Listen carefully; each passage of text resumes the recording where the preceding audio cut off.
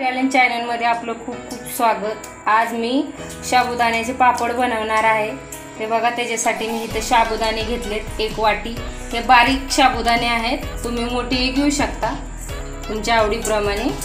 माझ्याकडे बारीक होते म्हणून मी बारीक घेतलेत। 1 वाटी घेतली। आता हे 2-3 पाण्याने मी मोठ्या भांड्यात घेणार आहे आणि 2-3 पाण्याने स्वच्छ धुणार आहे। हे बघा, 3 पाण्याने मी स्वच्छ धुवून घेतले। आता आपल्याला हे रात्रभर भिजत ठेवायचे साबुदाणे। थोडंसं पाणी भिजण्यापुरतंच ठेवायचं। हे बघा, एवढं पाणी मी ठेवले। थोडंसं वरती आलं पाहिजे पाणी साबुदाण्याच्या।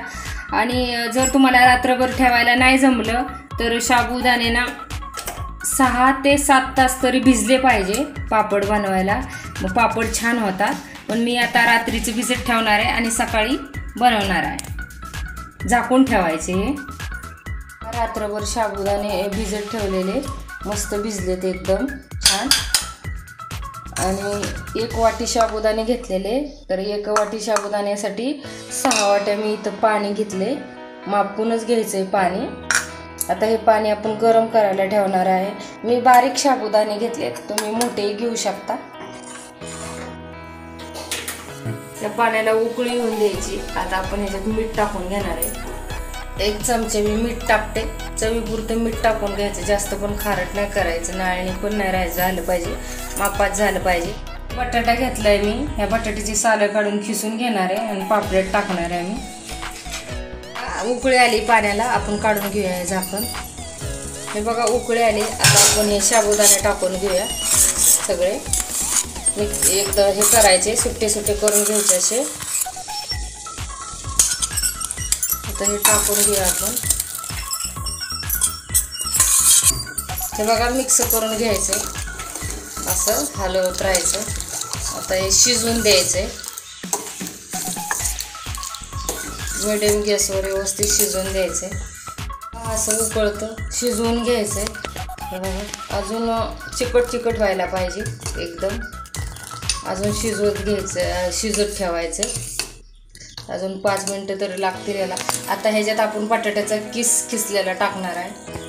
हे बघा, 1 बटाटा मी किसून घेतलाय सालं काढून। आता हे टाकायचं ह्याच्यात, मिक्स करायचं आणि ना छान चव लागते पापड्याला। तुम्हाला जर उपवासाला जर जिरं चालत असेल तर जिरं पण वापरू शकता तुम्ही। हे बघा, बटाटा टाकलाय, आता मिक्स करून घ्यायचंय। हे बघा, आता चिकट चिकट होत चाललंय, घट्ट घट्ट। हे बघा, असं फेसाळ झालं की समजायचं आपलं झालंय।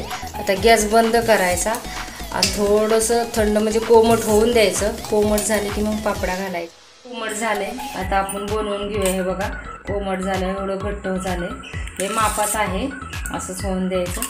चला आता आपण बनवून घेऊया।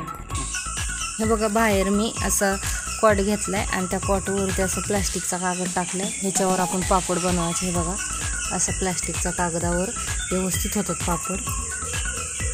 हे बघा, असं पळीने घ्यायचं आणि हवे तेवढ्या आकाराचे बनवायचे, थोडेसे जाडसरच ठेवायचे। हे बघा, अशी, कारण की सुकल्यावर ते पातळ होतात।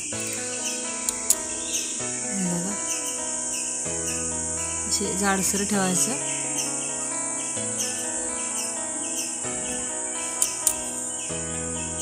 जवळ घालायचे म्हणजे जास्त जागा नाही लागत। बघा,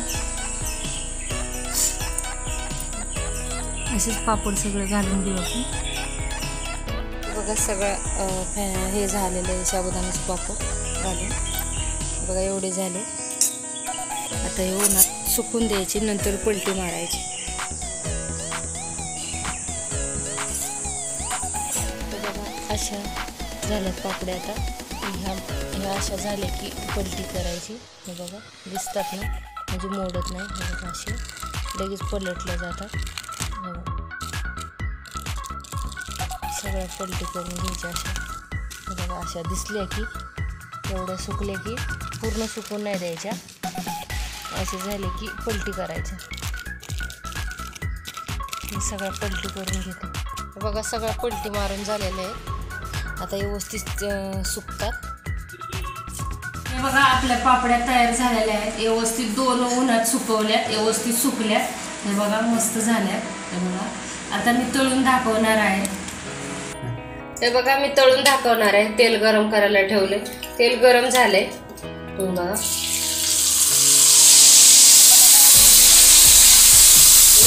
तळून दाखवणार आहे कारण की तेल मी कमी होतले. बघा किती मस्त झाल्यात आणि खुसखुशीत एकदम झाल्यात. बघा अजून एक दाखवते.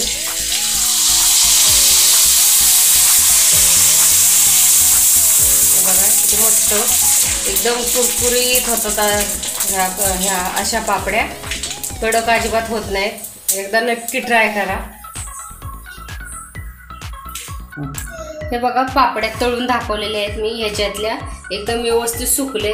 हे आता ना सुकले की प्लॅस्टिकच्या पिशवीमध्ये भरून डब्यात ठेवायचं. आरामशीर वर्षभर टिकतात ह्या पापड्या उपवासासाठी.